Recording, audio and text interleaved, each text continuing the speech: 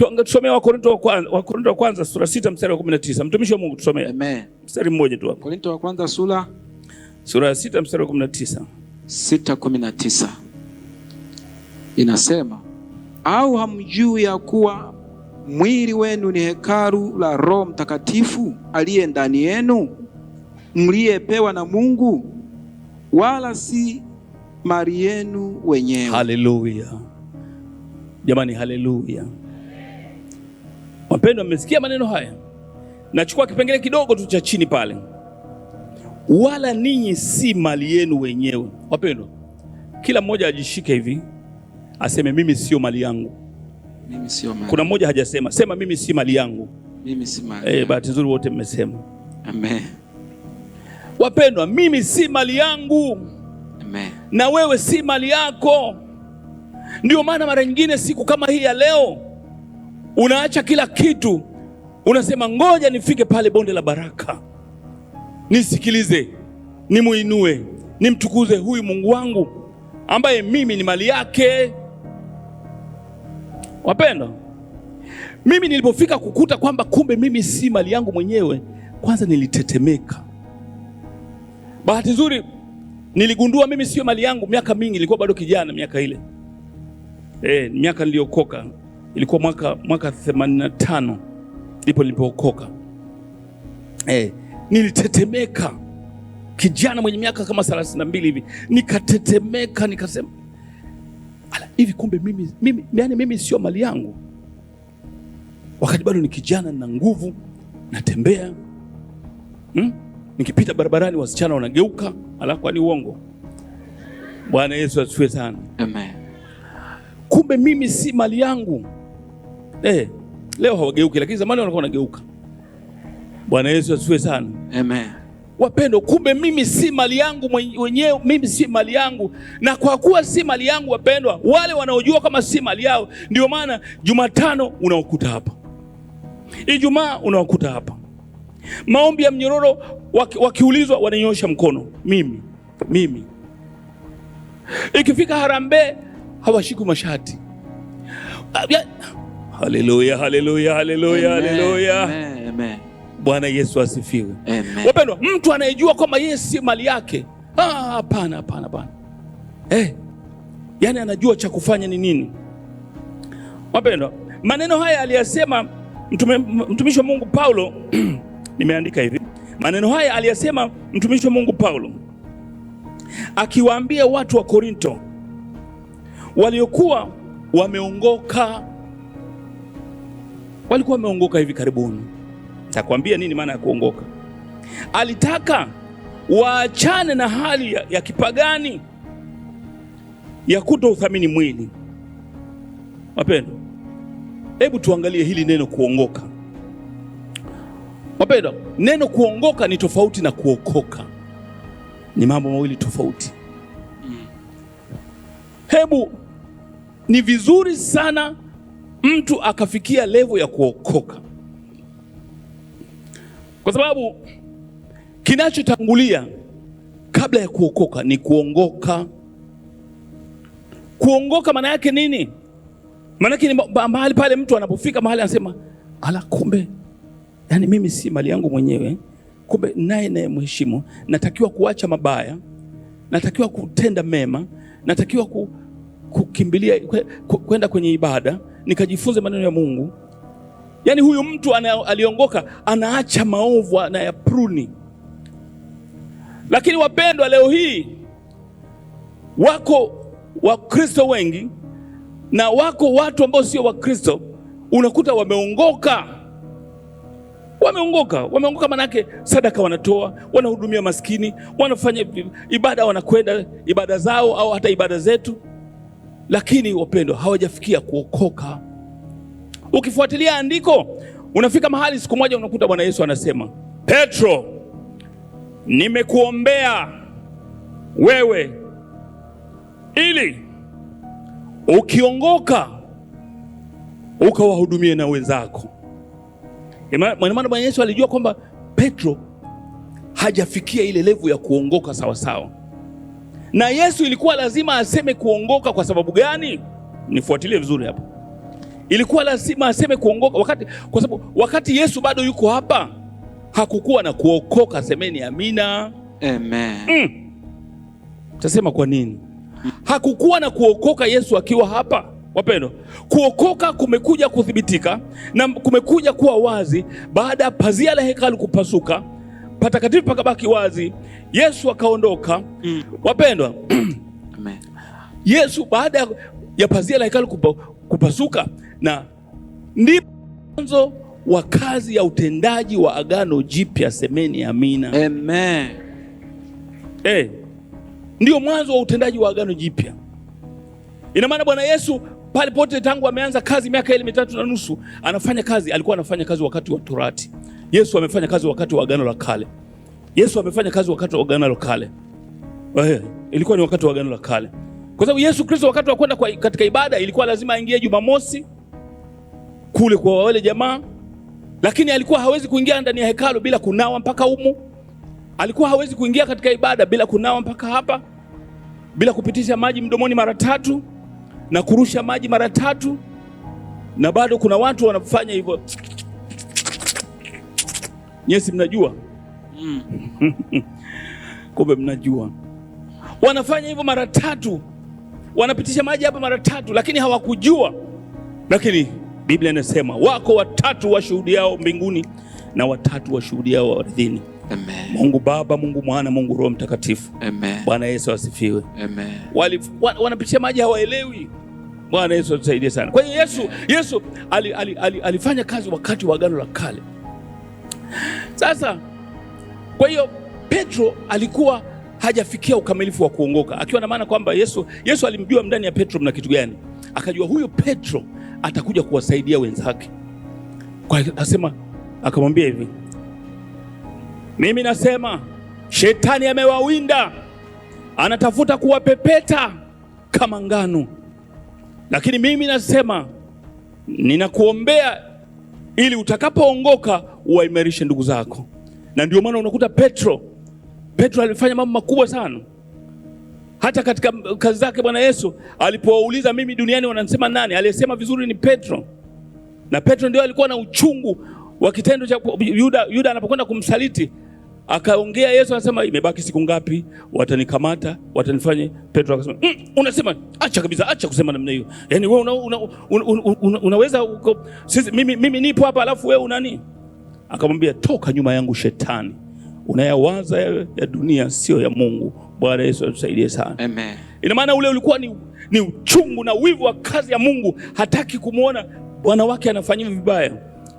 Lakini ni kweli alikuwa hajapokea nguvu za Roho Mtakatifu. Hello. Amen. Tuko pamoja? Amen. Alikuwa hajapata speed governor ya kumjulisha. Ndio maana Yesu anamwambia toka nyuma yangu, unaenena yasiyo ya Mungu. Wapendwa, alipomwambia toka nyuma yangu Shetani, sio kwamba Petro alikuwa shetani. Anapokutafuta mtu na kukutukana na kukuvunjia heshima, usifikiri kuwa ni yeye. Kama uko katika haki, ujue ni shetani nyuma yake.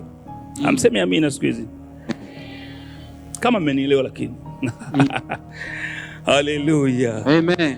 Ndugu zangu, tumeona tofauti ya kuongoka na kukosa. Kwa hiyo ukishaongoka ndio baadaye unaokoka, na kuokoka ni tangu Yesu Kristo kuondoka. Kwa hiyo hivi leo kama kuna mtu anafanya matendo mema ya namna gani, anaabudu namna gani, anaingia kwenye ibada namna gani, anatoa sadaka za namna, lakini hajaokoka, sio mimi, ni maandiko. Sio mimi, ni maandiko. Anatwanga maji, anafanya nini?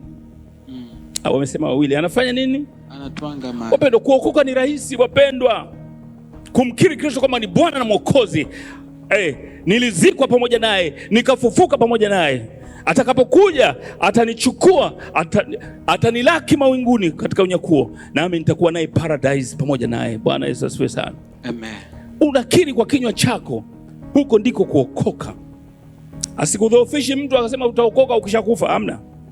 Tusomee Luka 22:31-32. Injili ya Luka 22:31. Ndio tunapata hizo habari.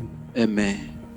Inasema, akasema Simeoni, Simoni, Simoni, Tazama, shetani amewataka ninyi apate kuwapepeta kama vile ngano, lakini nimekuombea wewe ili imani yako isitindike, nawe utakapoongoka utawaimarishe ndugu zako. Amina. Amen. Jamaa, hilo nishalifafanua hilo. Tuendelee. Amen. Niendelee mstari unaofuata? Hapana, hiyo acha. Naendelea mimi. Nataka kufafanua kidogo. Amen. Kwa ajili ya hapa nimeandika hivi.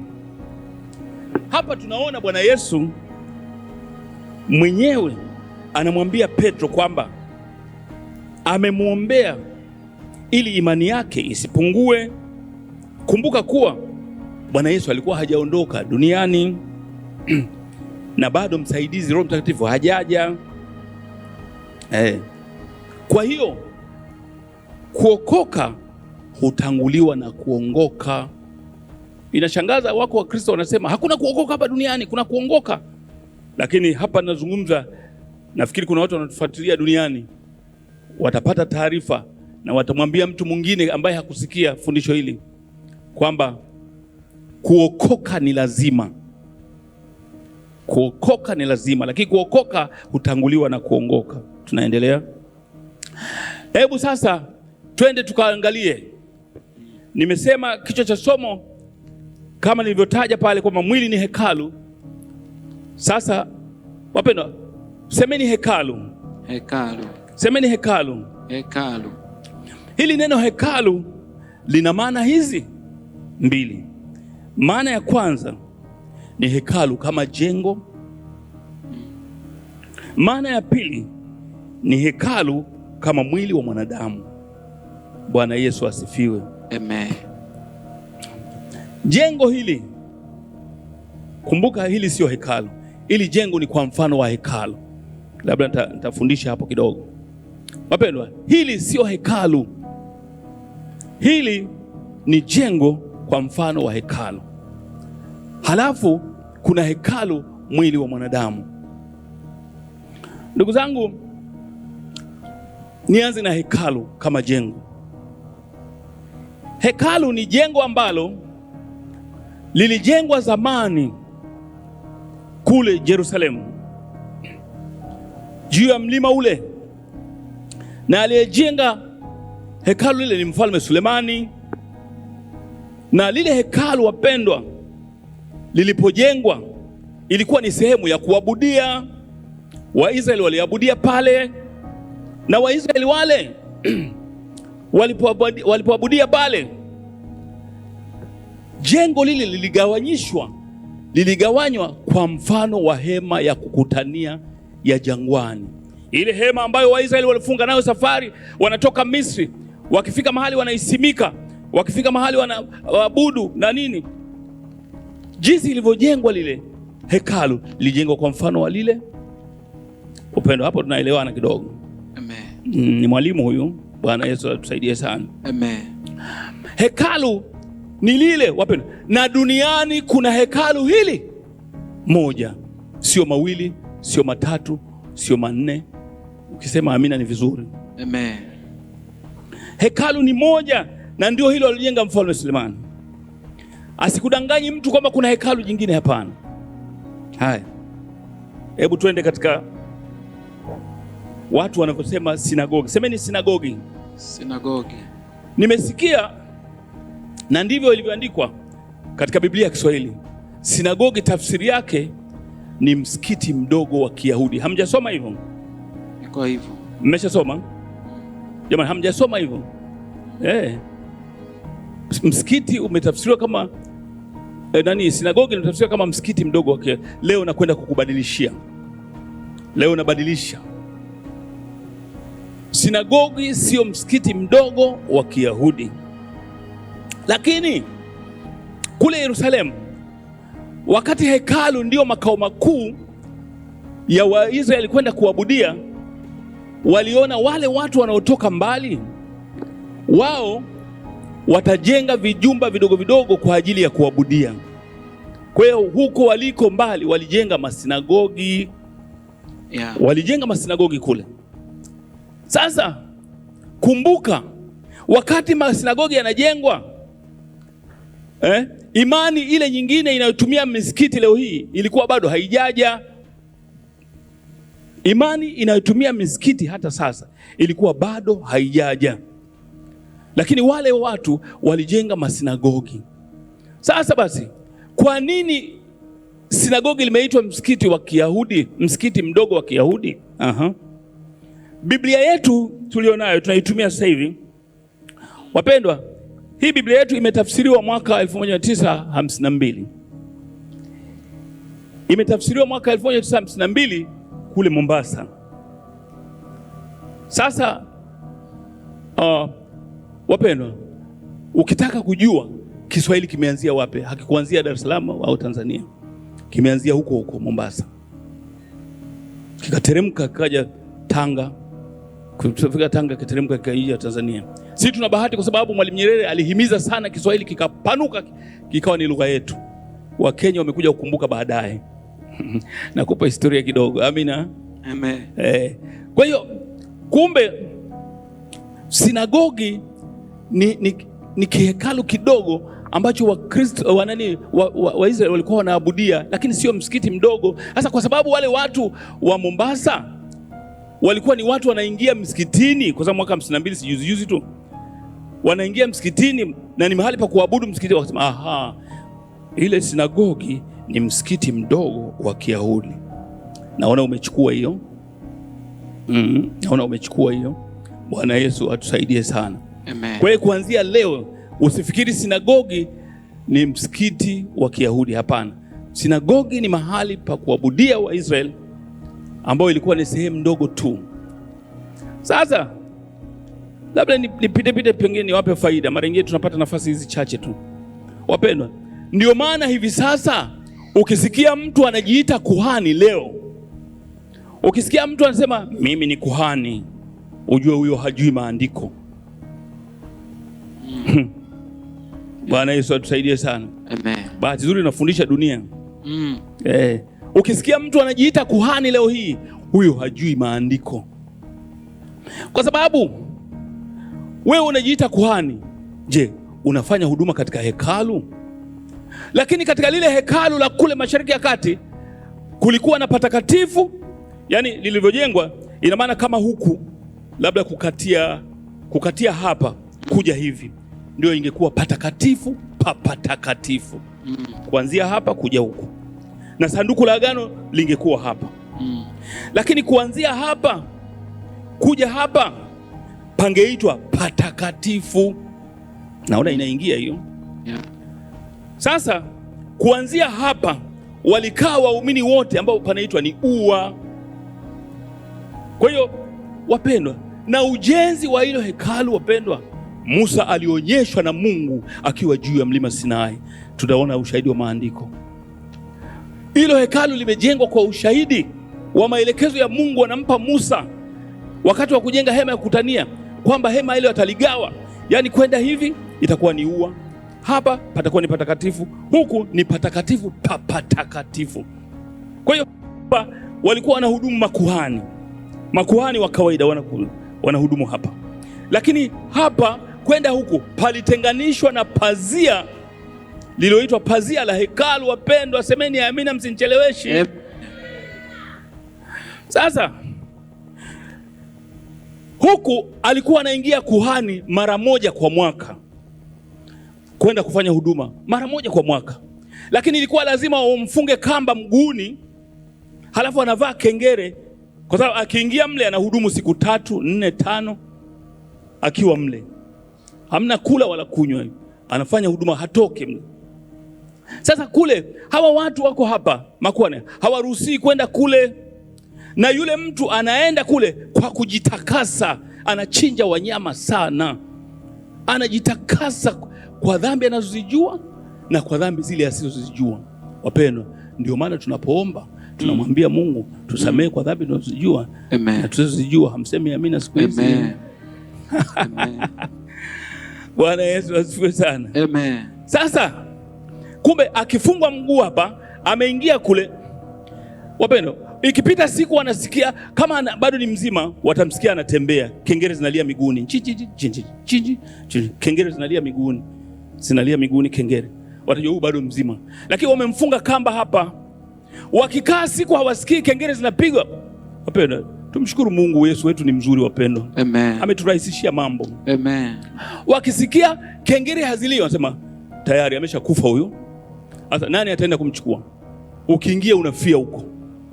Kwa hiyo wanachofanya, wanachukua kamba ile, wanavuta. Wanavuta ule mzoga. Wanautoa ule mzoga. Wanatoa wanauleta hapa. Aliyefia mle ni kuhani mkuu. Na wapendwa, kama ameenda kule, kinachomuua nini? Amejichanganya, kuna dhambi ameingia nayo kule. Lakini akiingia ni mtakatifu, hakuna shida. Bwana Yesu atusaidie sana. Amen. Tunapenda kufundisha lakini mambo ni mengi sana. Amen. Mambo ni mengi sana. Labda niwaongezee vitu vingine kidogo angalomba. Wapendwa, kule kwenye sanduku lile la agano lilitengenezwa namna ya ajabu sana. Lilitengenezwa, lilikuwa na mikono ya kubebea.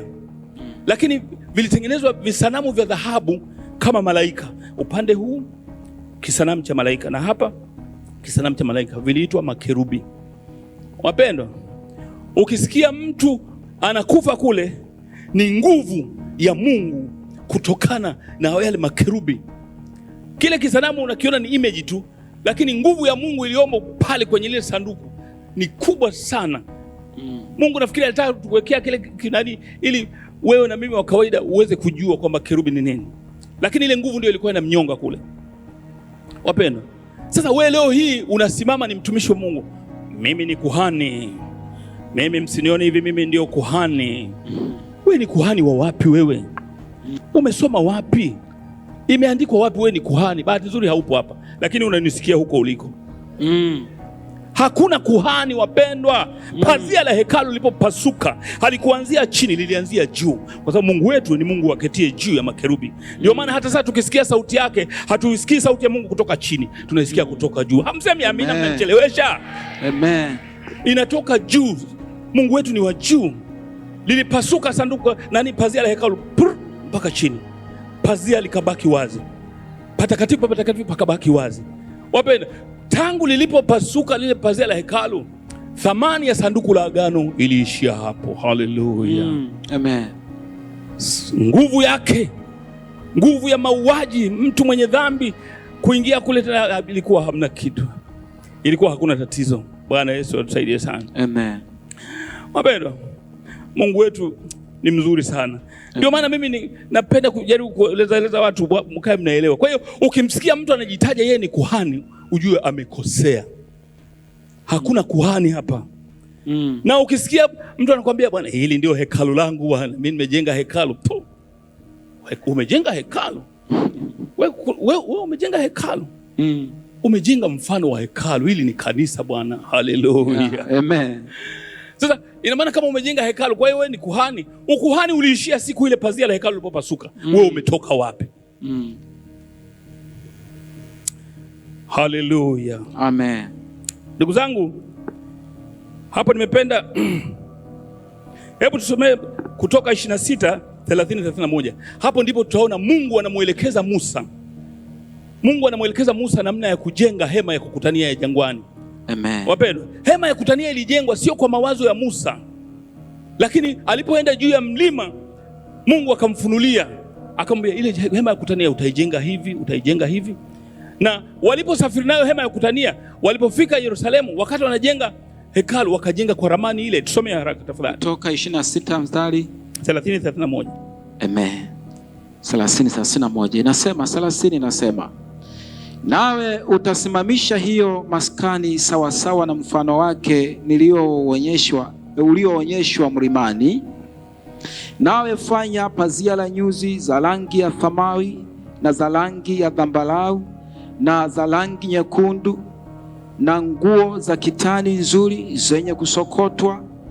Litafumwa na kutiwa makerubi, kazi ya fundi stadi. Kisha ulitundike katika nguzo 4 za miti wa mshita zilizofunikwa na dhahabu.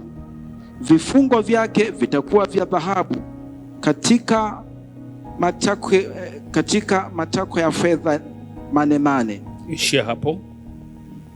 Bwana Yesu asifiwe. Amen. Bwana Yesu asifiwe. Amen. Ndugu zangu, usishtuki pale pamesema matakwa ya nini? Ya fedha. Aha. Unajua, kwa mfano madhabahu kama hii, haya chini ni matako yake. Mnanielewa? Yeah. Maana msimu kasema Biblia inasema matusi. Manake sasa msomaji pale kidogo amefika akasita kidogo sasa. Haleluya. Amen. Lazima tuwe darasani. Bwana Yesu asifiwe sana. Amen. Kwa hiyo ndugu zangu, nimekupa hilo andiko ili ukubaliane na mimi kwamba kumbe Mungu ndiye aliyetoa ramani hiyo.